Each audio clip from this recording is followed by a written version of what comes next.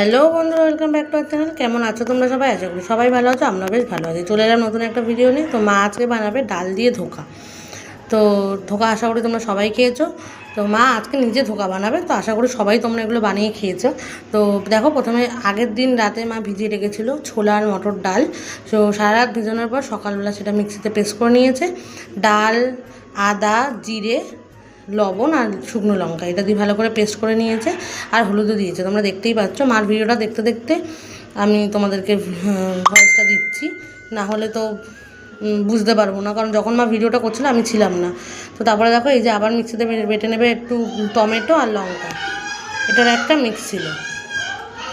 তো এই দেখো, যে বাটাটা করে নিয়েছো ডালের, সেই বাটাটা আছে, আর এই পাশে হচ্ছে টমেটো আর লঙ্কা বাটাটা আছে। এই যে দুটো বাটা কমপ্লিট করে নিয়েছে। তো তারপরে দেখো, তেলটাকে গরম করে সেখানে কালো জিরা ফোড়ন দিয়ে নেবে।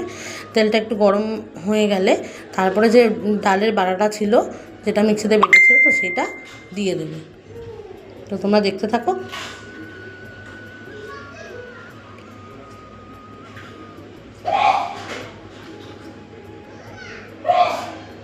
তো দেখতেই পেলে, এই যে বাটাটা দিয়ে নিয়ে ভালো করে নাড়াচাড়া করে নিয়েছে। তারপরে মা একটা থালার মধ্যে তেল একটু মাখিয়ে নেবে। তো তেলটাকে ভালো করে মাখিয়ে, যে বাটাটা বেশ মাখা মাখা হয়ে আছে, যেটা কড়াইতে দিয়েছিল ডালটা, সেই ডালটা এখানে ভালোভাবে মেলে ঠান্ডা করতে দেবে। আর ওদিকে দেখো, যে পেস্টটা টমেটো আর লঙ্কার ছিল, তো সেই পেস্টটার মধ্যে মা কী দেবে সেটাই তোমার সাথে শেয়ার করছি। তো দেখো, যে লবণ দিয়ে দিল, তারপরে দেবে হলুদ, তোমাদের যতটুকু সম্ভব ততটুকুই দেবে, যতটুকু প্রয়োজন। তারপরে দেখবে জিরের গুঁড়ো, ধনের গুঁড়ো, লঙ্কার গুঁড়ো, তো এইগুলো দিয়ে ভালো করে গুলিয়ে নেবে, মাখিয়ে নেবে আর কি টমেটোর সঙ্গে। তো মাখিয়ে, আর তারপরে একটু চিনিও দেবে, যাতে একটুখানি মিক্সি মানে ঝাল আর মিষ্টিটার ব্যালেন্স থাকে, তার জন্য। এই যে লঙ্কাগুলো নিয়ে ভালো করে ওদিকে ওটাকে মাখিয়ে নিচ্ছে, আর এদিকে দেখো, ওই যে এটা ডালটা নামিয়েছে থালার মধ্যে, তো সেই ডালের ওপর একটু তেল মাখিয়ে নিচ্ছে।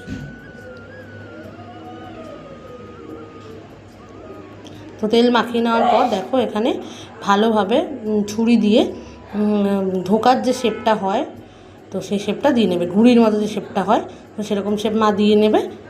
তো দিয়ে নেবার পর সেটা কড়াইতে একটু ভেজে নেবে। তো ভেজে নেওয়ার পর যেই তেলে আমাদের এই ডাল বাটা হয়েছিল, তো সেই তেলের মধ্যেই যে পেস্টটা তোমরা দেখলে, টমেটো যে পেস্টটা, সেই পেস্টটা ওখানে দিয়ে নেবে। তারপরে বড়াগুলো ছেড়ে দেবে, ব্যাস রেডি হয়ে গেল আমাদের ধোকার তরকারি। ভালো লাগলে অবশ্যই লাইক, কমেন্ট, শেয়ার করতে ভুলো না। ইতি আচার্যি আছে হচ্ছে আমাদের ফেসবুক পেজ, আর ইউটিউবে আছে হচ্ছে ইতি হেসেলন ব্লগ।